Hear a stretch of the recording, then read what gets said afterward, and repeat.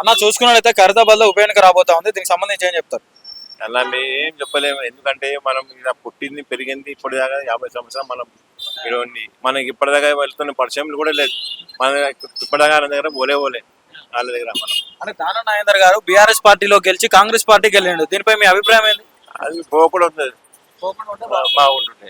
ఇట్లనే ఉంటే బాగుంటుండే, మంచిగా ఉంటుండే. అంటే అధికారంలో కాంగ్రెస్ పార్టీ ఉంది, అభివృద్ధి ఇక ఆయన ఏమనుకున్నామో మళ్ళీ దాంట్లో జంప్ అయ్యిండు.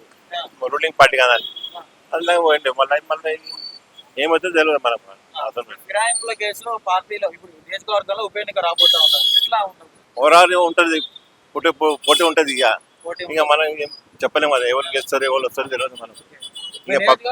అభివృద్ధి చేసినా మరి దానిపై ఇక మనకైతే చెప్తున్నాను, నేను పుట్టింది పెరిగింది మనకి ఏం ఇప్పటిదాకా సొంత ఇల్లు లేదు మనకు. సొంత ఇల్లు లేదు ఇప్పటిదాకా. ఆయన కూడా తెలుసు మేము పుట్టింది పెరిగింది తెలుసు ఆయనకు, కానీ మనకు పట్టించుకోడు. అది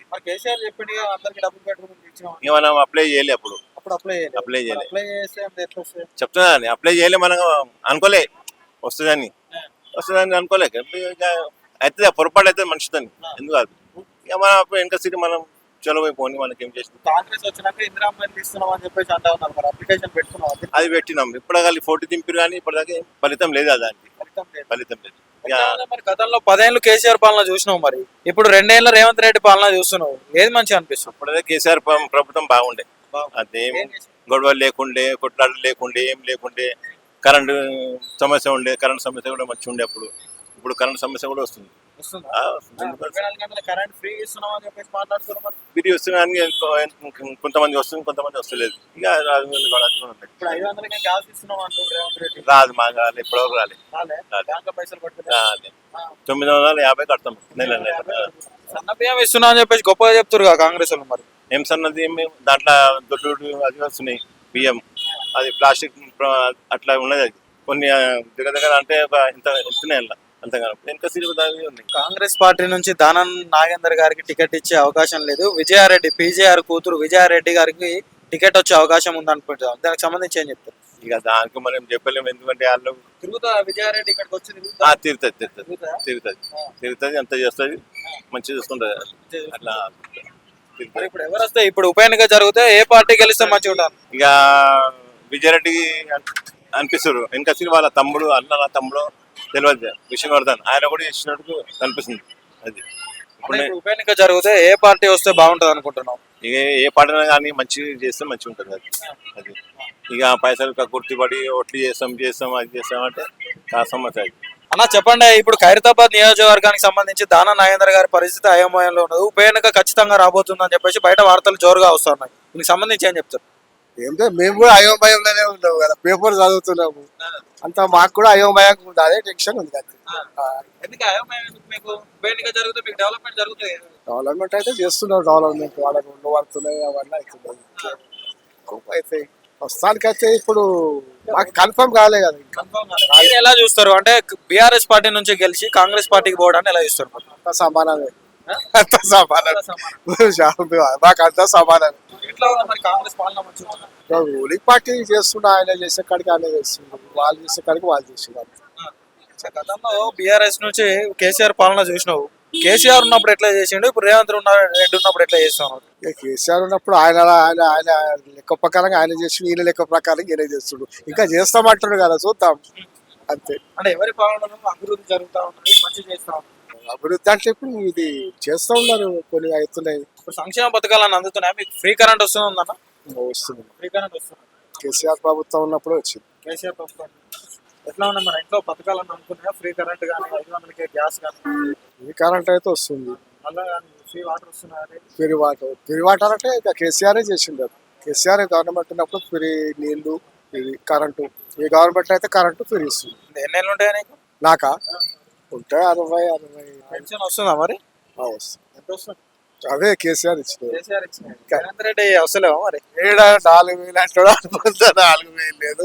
ఇక వాయిదా పెడతాడు, ఇక అంటాడు, అగ అంటాడు. ఆ ట్రాఫికే తీస్తలేడు, ఏమున్నది ఏది లేదు. అసలైన తీసి ఏదో అంటాడు. మరి ఆయన ప్రభుత్వం అట్లుంది. ఒక ఆయన అంటాడు ఇంకా 3 ఏళ్ళు బాగున్నది అంటాడు. కొన్ని వస్తున్నాయి కానీ కొన్ని వస్తలేవు. అంటే వచ్చి 2 ఏళ్ళు అవుతుంది కదా, మరి ఇంకా 3 ఏళ్ళ పాలన ఉన్నది. మరి చేస్తామంటాడు ఒక ఆయన అట్లా అంటున్నాడు. అంటే ఈ 3 ఏళ్ళ పాలన చేస్తాడని చెప్పేసి ఏమైనా నమ్మకం ఉందా నీకు? ఫ్రీ బస్ ఇస్తుండు, కొన్ని నడుస్తుంది. ఇక కొన్ని వచ్చిన వాళ్ళు కొంతమంది గ్యాస్ వస్తుంది, కొంతమందికి వస్తుంది.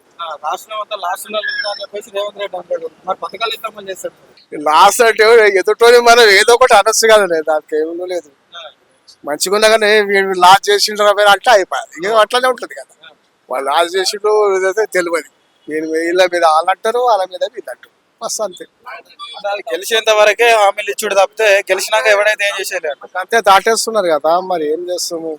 వీళ్ళు అంటారు ఇంకా 3 ఏళ్ళు ఉండాలి చేస్తాం అంటారు, మరి ఏం చేస్తారో చూద్దాం. ఇప్పుడు వచ్చి 2 ఏళ్ళు అవుతుంది, కొన్ని వస్తుంది, ఇంకా 3 ఏళ్ళు ఉన్నది, అప్పటి వరకు చేస్తాము అంటుంది. చూడాలి అంతే. ఇంట్లో మహిళలు ఏమంటున్నారో మరి, నెలకు 2500 ఇస్తా అన్నాడు.